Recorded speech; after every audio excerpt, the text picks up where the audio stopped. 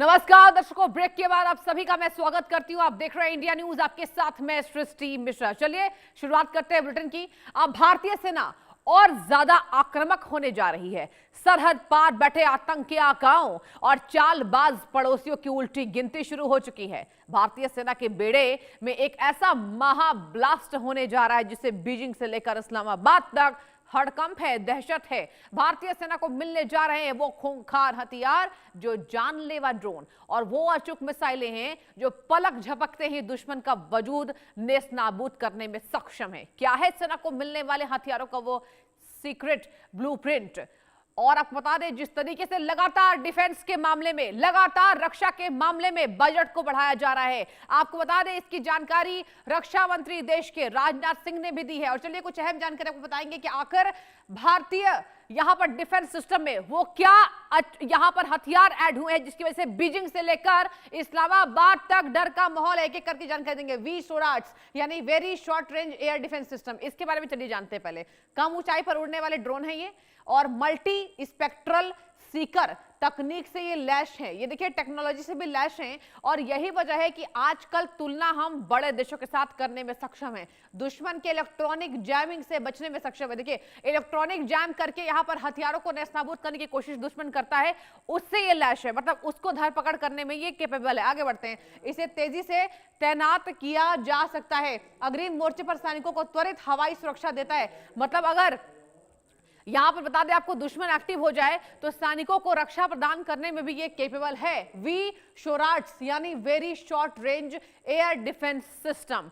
और यही है नए भारत की पहचान। नए भारत की ये विशाल पटकथा लिखी जा रही है। लड़ाकू विमानों को ऐड किया गया है, हेलीकॉप्टर और ड्रोन को निशाना ये बनाता है। अब आते हैं चलिए medium range surface to air missile के बारे में। इसके बारे में चलिए आपको जानकारी देते हैं। ये है MRSAM यानी कि मध्यम दूरी तक हवाई खतरों को ये रोकने में कैपेबल है। स्टैंड ऑफ हथियारों के खिलाफ भी सुरक्षा ये देती है। और चलिए मेरे साथ बेहद खास मेहमान इंडिया न्यूज पर जुड़ चुके हैं, उनसे हम अहम जानकारी लेते हैं कि आखिर ये कितना ज्यादा भारत की रक्षा को बढ़ाएगा। Major general JK Bansal sir सेवानिवृत्त है, जुड़ चुके हैं। Group captain VN Jha sir पूर्व निदेशक है DRDO के, जुड़ चुके हैं। आप दोनों को गुड इवनिंग सर, और आप दोनों को प्रणाम मेरा। और आपसे मेरा यही सवाल है, पहले मैं जाना चाहूंगी मेजर जनरल साहब आपके पास।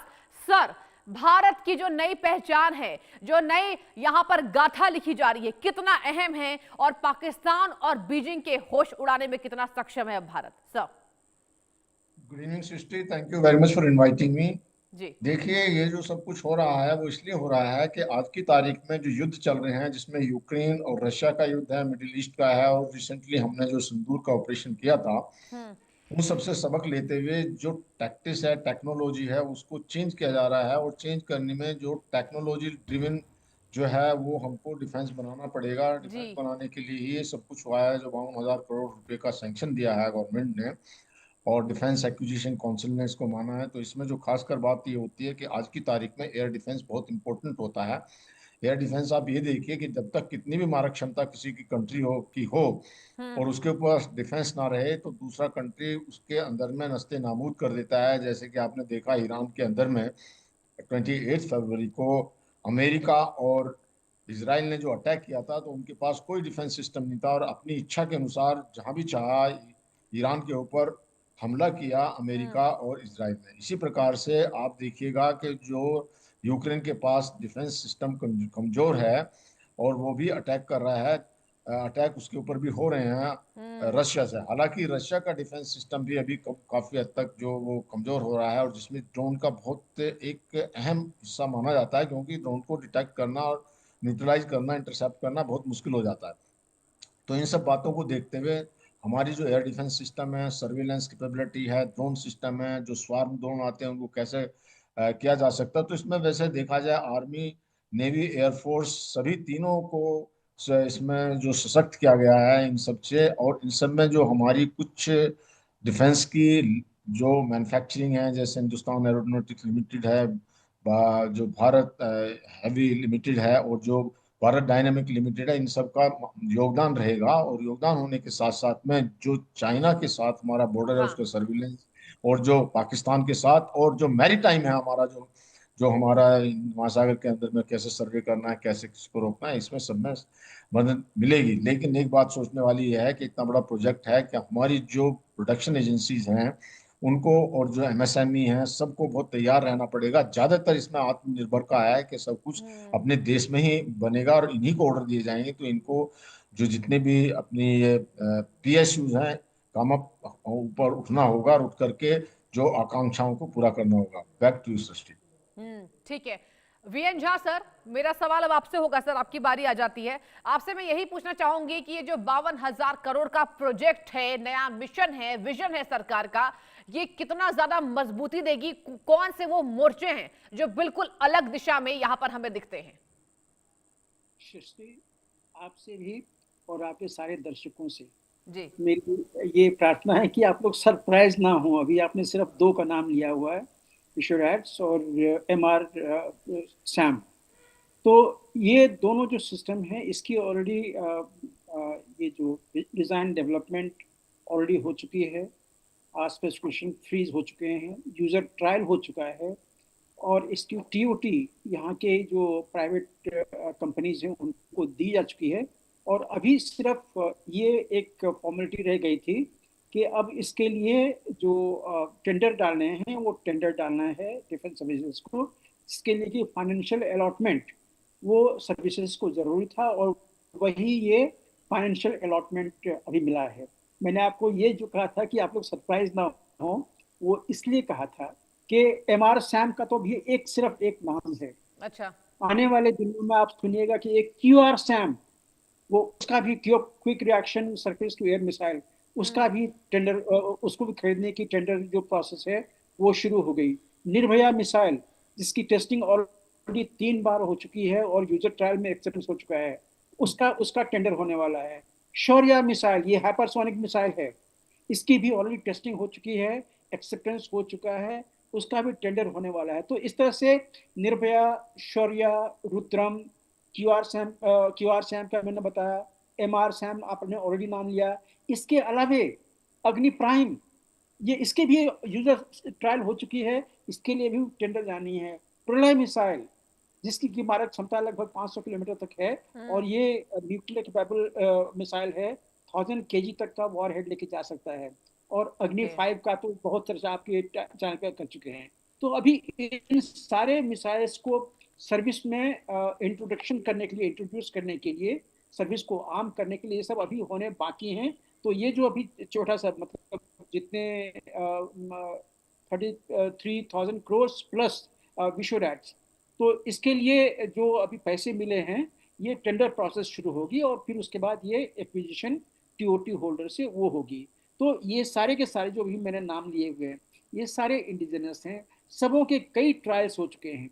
आपने कहा था, आपने नाम लिया था एमआर सैम का, मीडियम जी रेंज जी जी सरफेस जी। To air missile. हाँ। इसका एक एक बहुत सेटिस्फैक्ट्री यूजर ट्रायल हुआ था 7 मार्च 2023 को, जिसमें कि जितने पैरामीटर्स थे सब कुछ वो मिल गया था, सारी चीज़ें अचीव हो गई थी। तो इसी तरह से जो जितने भी चीज़ें अभी आप देखिएगा कि ये अपने इंडियन कंपनी पे जो डिफेंस एक्विजिशन काउंसिल डीएसी जो होती है, उस मीटिंग में इन सबों को सैंक्शंस दी जाएगी। इसके लिए बजटरी एलोकेशन जो है वो सरकार की तरफ से किया जाएगा। तो सरकार की तरफ से जब बजटरी एलोकेशन हो जाएगा, फिर वो डिफेंस एक्विजिशन काउंसिल जो है कितने स्क्वाड्रन इन मिसाइल्स के खरीदने हैं, उसका वो सैंक्शन देती है। और इस तरह से ये एक्विजिशन जो हैं अभी शुरू होंगे। आपने ऑलरेडी ये जान लिया होगा कि अग्नि 2, अग्नि 3 जी ऑलरेडी बिल्कुल। इंट्रोड्यूस हो चुका है।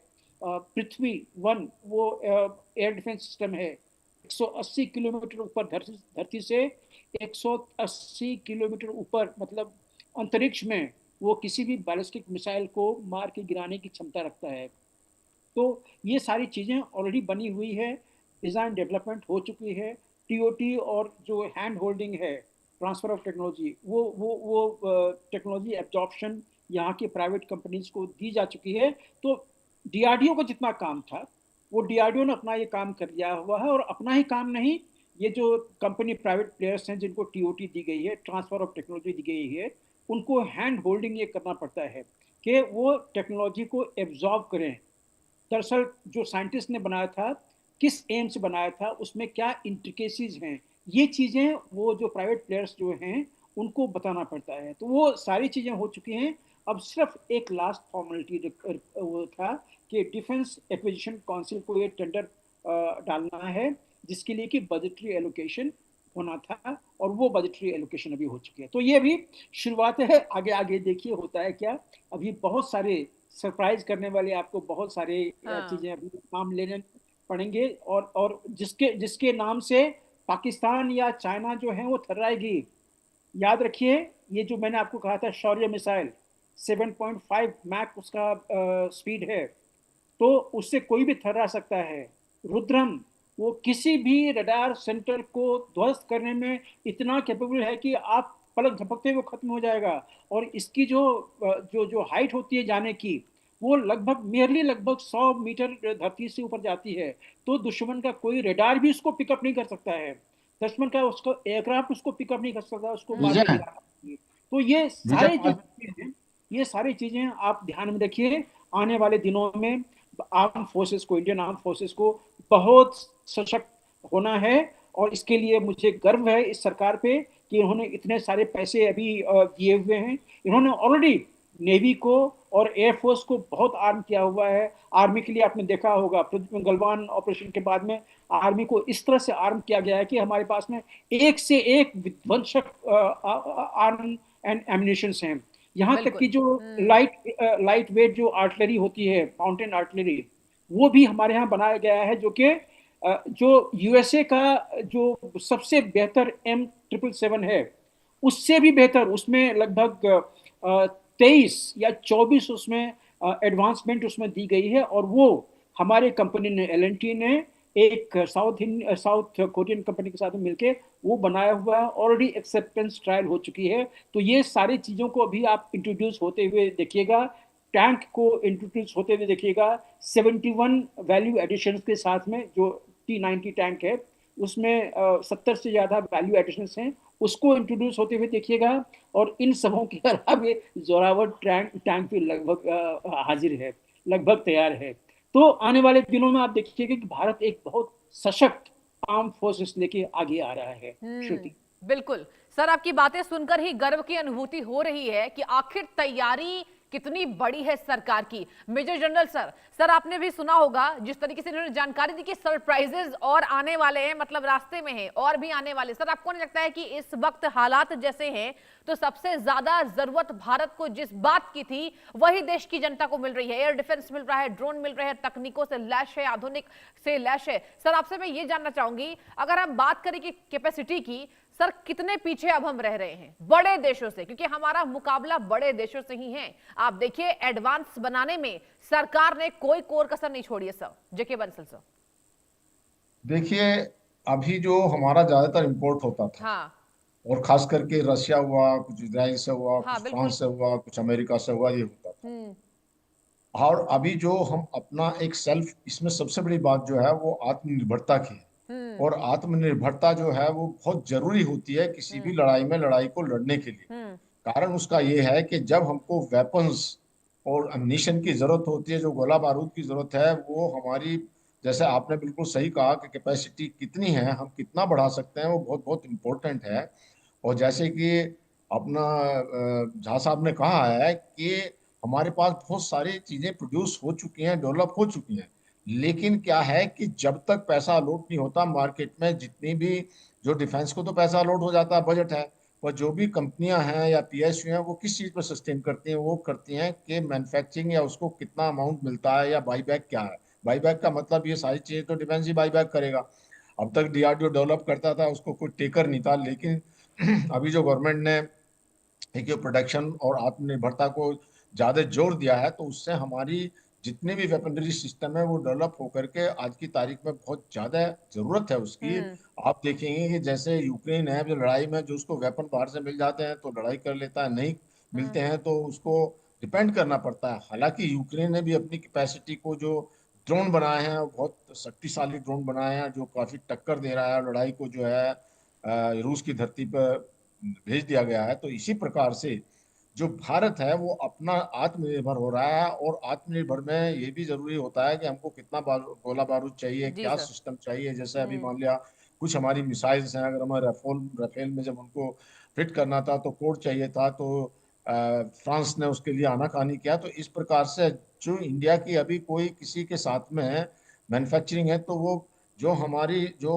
कोलैबोरेशन है कि हम यही बनाएंगे जिससे कि हमको किसी के ऊपर डिपेंड ना होना पड़े। तो इसमें जो सबसे खास बात ये हुई है, हालांकि डिफेंस का जो बहुत बड़ा दायरा है, पर अब खास करके जो इसमें दिया हुआ है इलेक्ट्रॉनिक वारफेयर के लिए जो लेयर डिफेंस, मतलब कई लेयर की डिफेंस, जो जो पाकिस्तान के बॉर्डर पे भी है और जो चाइना के बॉर्डर पे है, एक निगरानी या सर्विलेंस को कैसे किया जा सकता है, आर्टिफिशियल इंटेलिजेंस का कैसे यूज किया जा सकता है, इलेक्ट्रॉनिक वारफेयर को कैसे बढ़ावा दिया जा सकता है, जो स्वार्म ड्रोन है, जो ड्रोन का बहुत एक बड़ा झुंड आता है, उसको कैसे रोका जा सकता है, हमारे पास में एंटी टैंक जो मिसाइल होनी चाहिए, जो जो हाथ कंधे पर लगाकर जो है दुश्मनों के टैंक को उनको बर्बाद किया जाए। तो हम्म। इस तरह की सब जो इस जो 52,000 करोड़ रुपए का जो जो गवर्नमेंट ने सैंक्शन किया है, तो इसमें सब कुछ कवर हो जाएगा।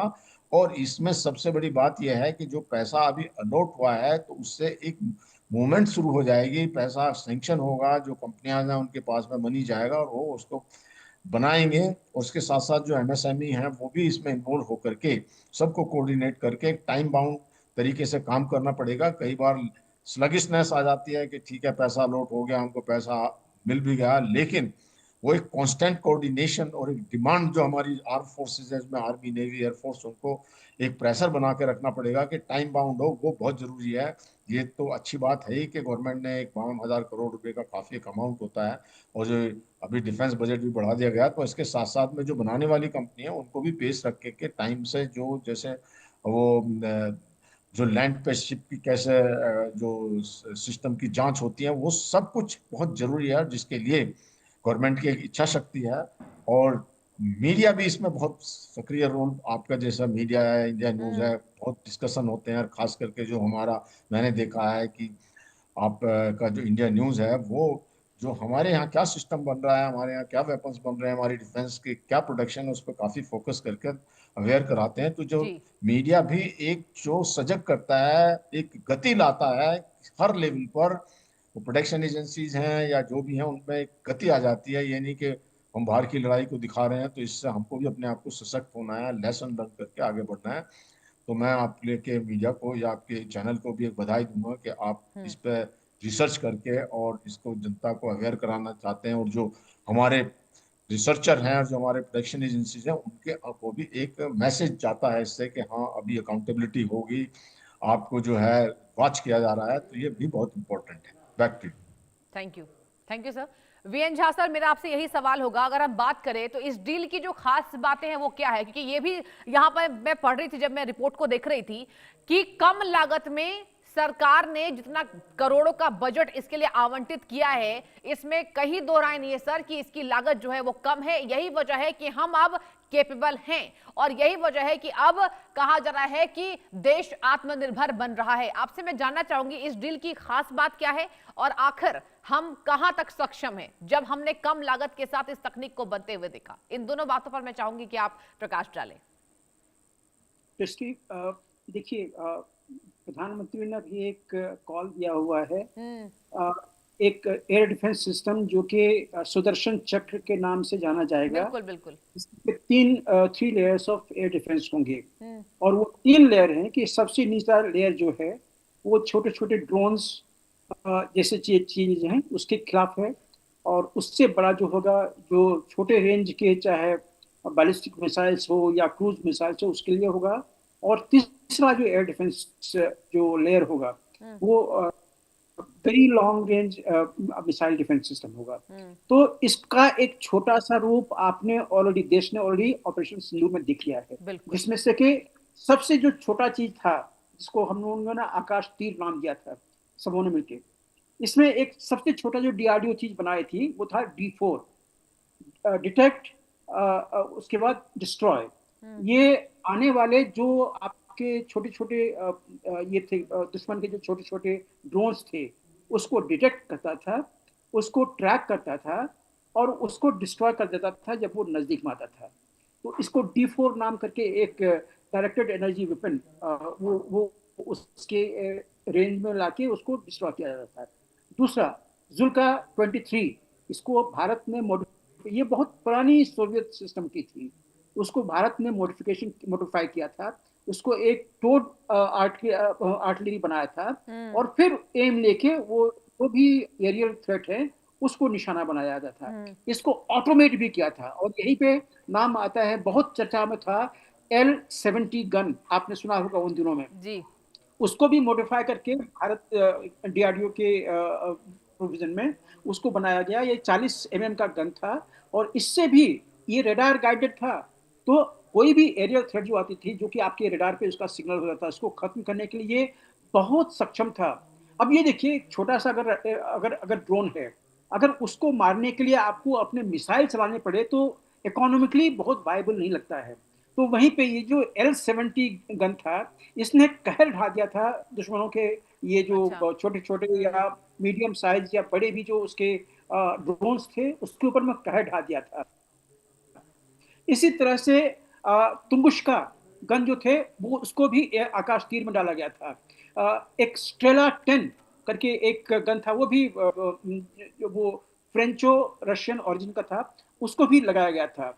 जुल्का 23-4 शिल का एयर डिफेंस है, ये भी आर्मी के पास में था, जिससे कि निशाना लगाया जाता था। इलेक्ट्रो ऑप्टिकल सिस्टम इसमें लगे हुए थे। तो आपने, मैं इसलिए आपको थोड़ा सा डिटेल बता रहा था बिल्कुल। कि ये जो 3 लेयर्स ऑफ एयर डिफेंस की हम लोग बात कर रहे हैं, उसका एक प्रारूप आपने ऑलरेडी देख लिया हुआ है ऑपरेशन सिंदूर में।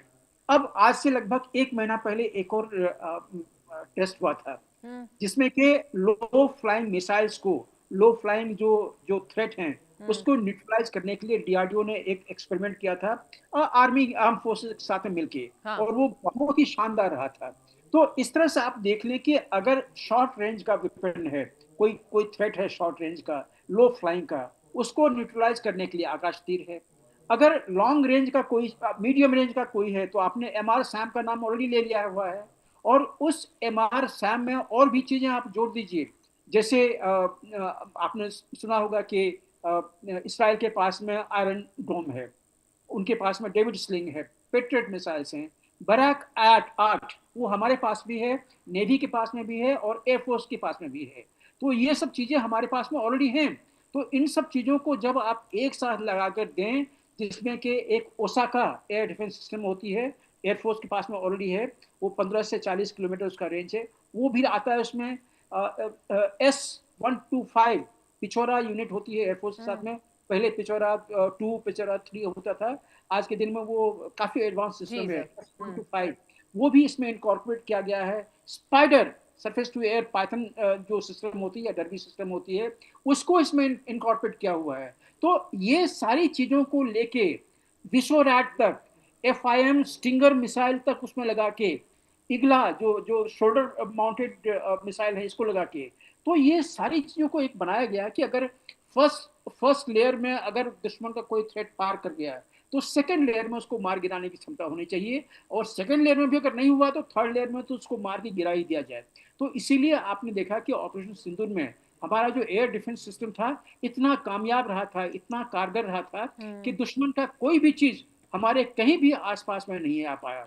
अब जहां पे बात आती है कि छोटे छोटे जो जो आर्टिलरी वेपन होते हैं, देखिए हमारे पास में आर्टिलरी वेपन में सबसे जो एडवांस है वो ULH अल्ट्रा लाइट हॉविट्जर 777, जिसका कि मैंने नाम लिया था कि LNT ने एक साउथ कोरियन कंपनी के साथ में बनाया हुआ है। जी। उसमें ऐसे ऐसे एडवांसमेंट हैं जो कि अमेरिका का आज के दिन में जो सबसे एडवांस्ड जो उनका उनका जो वेपन है, आर्टिलरी है, M777, उससे भी ज्यादा बढ़ के है। बोफोर्स का तो आप छोड़ ओके। दीजिए, बोफोर्स के बहुत आगे है। तो ये सब चीजें ऑलरेडी बनी हुई है। तो और उसका रेंज 47 किलोमीटर, मतलब इंडिया के अंदर में रह के आप लाहौर को डिस्ट्रॉय कर दीजिए, ये उसमें क्षमता है। तो ये सब जो चीजें हैं, इसको आप अगर आप मारक जो जो ऑफेंसिव वेपन है, ऑफेंसिव वेपन को भी इसमें अगर जोड़ दीजिए, तो आज के दिन में इंडिया काफी क्रेडिबल है। और ये सारी चीजें हमारे हमारे भारत में बनाई गई हैं। ठीक है। क्योंकि जैसे अभी आपको मेजर जनरल ने बताया कि दूसरों के ऊपर में आप निर्भर नहीं रह सकते। क्योंकि जब वो टाइम आएगा, जब वो वक्त आएगा कि आपको रिप्लेसमेंट चाहिए, आपको स्पेयर चाहिए, तो कोई भी आपके टेल को मरोड़ सकता है। तो इसलिए आत्मनिर्भरता ही एक ऐसा रास्ता है जिसमें कि जब हम दुश्मन से 3 तरफ से घिरे हुए हैं, ठीक है। उसमें हमें अगर सस्टेन करना पड़ा तो आत्मनिर्भरता ही एक मंत्र है जो कि प्रधानमंत्री मोदी ने बिल्कुल कूट-कूट के अंदर में भर दिया है, यहाँ तक कि हमने अपनी इंडिजिनस एयरक्राफ्ट कैरियर नेवी के लिए बनाया हुआ है, जिसमें के ऐसे-ऐसे तंत्र लगे हुए हैं जो दाँत जो बड़े-बड़े देशों के दाँत खट्टे कर सकते हैं। बिल्कुल सर, तो और देखिए माफी के साथ आपको मैं यही टोक रही हूँ, समय हमें इतने की ही इजाजत देता है। आप दोनों खास मेहमानों का मेजर जनरल सर के बंसल और वीएन झा सर जुड़ने के लिए बहुत बहुत धन्यवाद। और इसी के साथ दर्शकों वक्त एक छोटे ब्रेक का, कहीं मत जाइए, आप देखते रहिए इंडिया न्यूज।